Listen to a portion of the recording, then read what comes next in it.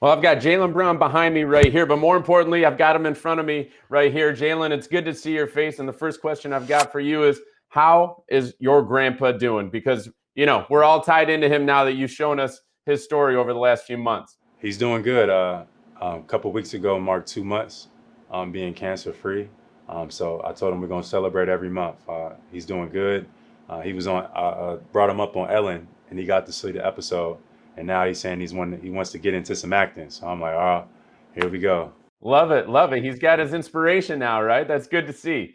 We know that he's a fighter and a hard worker, and the apple hasn't fallen far from the tree over the last couple generations in your family. Your hard work has really gotten you to where you are. And every single year throughout your career, you've gotten better. And I love to see that in a young player. So I'm just curious, from your perspective, what is it that has helped you to do that year in and year out, outside of just being on the court and spending time out on the court? But what is the other part that's kind of helped you to do that consistently throughout your career so far? Just having, Tony, who's now an assistant coach, being able to break down film with him, take my time about attacking the game in details, just focusing on the little things.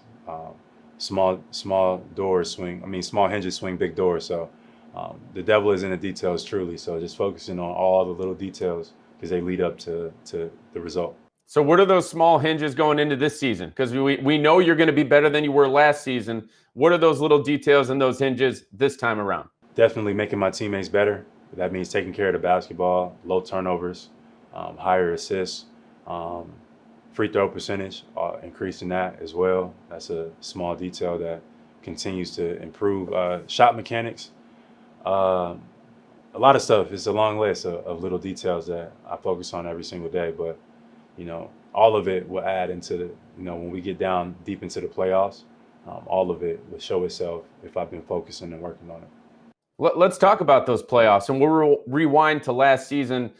You've gotten to the conference finals multiple times in your career. Last season was the first time that you lost in the conference finals as a team that was favored going in. So I'm just curious, how did that affect you mentally heading into the offseason as compared to maybe those previous two losses that you suffered personally? It was tough. Obviously, I wanted to win, and I felt like we had enough to win, and we didn't.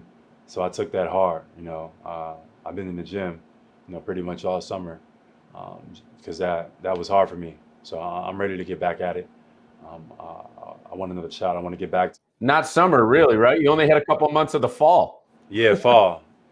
Excuse me, my apologies.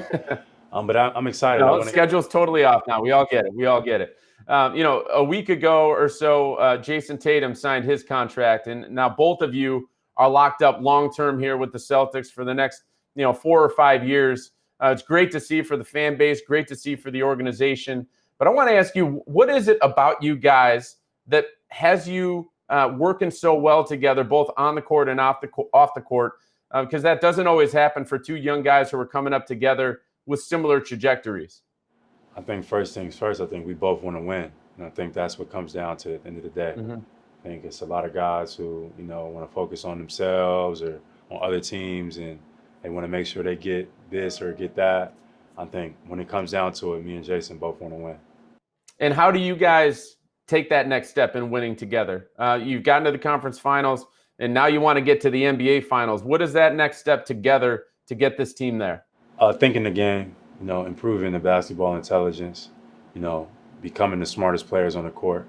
At all times, and that's a part of just growing up and getting more basketball mature, and we've been experienced, in those realms. So we want to continue to add to that and show our experience when we step on the floor. And switching gears here, I want to talk a little bit about stuff that you are involved in off the court. And it's not just stuff, it's really important stuff. And you mentioned recently during a NASA panel that there's this rule that exists, that some people will win and some people will lose, and that's it. That's life. And you said that we should change that rule entirely. What impact has that rule made on your life personally to make you make that statement? I think that statement, I was centering around education. That I think education is probably the most subtle but potent form of bias in America. So, directly trying to affect our education system, especially publicly, change some of the curriculums and reallocate resources in certain states, I think that has a direct effect on social mobility of kids, and especially in minority communities. I think what I meant by saying that is, like, some people will be our political elites and government officials, and some people will fill our prison systems and work those everyday, vocalization jobs. And I think that our education system filters that for us rather than letting natural order take place. How do you think we can change that? I think awareness is key. I think, awareness has been, evident in 2020. People are a lot more aware than they've ever been. But it's a lot of people that don't even know that their futures are being dictated, and their futures are being dictated.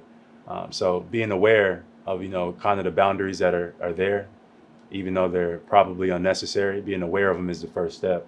So continuing to raise awareness about educational inequality, and putting pressure on, the state, the people, the superintendents, are the people in charge of, distributing resources, and things like that, because most of these minority communities don't get any allocations. And I'm here in Boston, and Boston Public School, BPS, is a part of that, analogy that I'm making. So continuing to push for those bridges to be built. And you talk about building bridges, you talk about raising awareness. You've been at the forefront of that for the NBA since the restart happened back in July. We're talking about inequality and racism and these types of things. A lot has happened in the world, and in particular in the U.S., since the last time we got to speak to you at the end of the season. Obviously, we've got a president-elect that's coming in. What do you think the next steps as a society are that we can take to try to limit and eventually dispose of inequality and racism? I would like people to keep their same energy, keep their same awareness. During 2020, I think people's temperatures and their gauges change.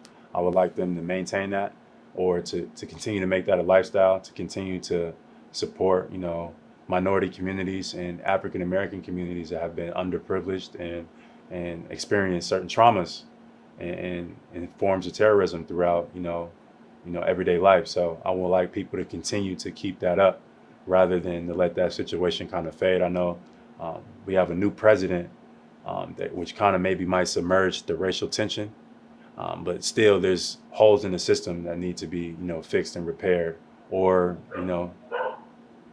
reformed or recreated. Well, Jaylen, I appreciate the time, and every single time I speak to you, I learn something. And I know that everyone out there, we're proud of you. We appreciate everything that you do, both on the court and off the court. We're looking forward to what you bring to the table in 2021. All right. Thank you. Thank you, Mark.